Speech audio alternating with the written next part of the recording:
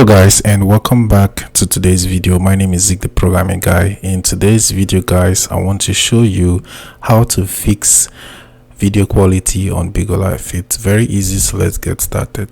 Alright, so the first step you have to take is to, of course, open your Bigo Live app and log into your account. Next, you have to click on the me icon at the bottom right corner.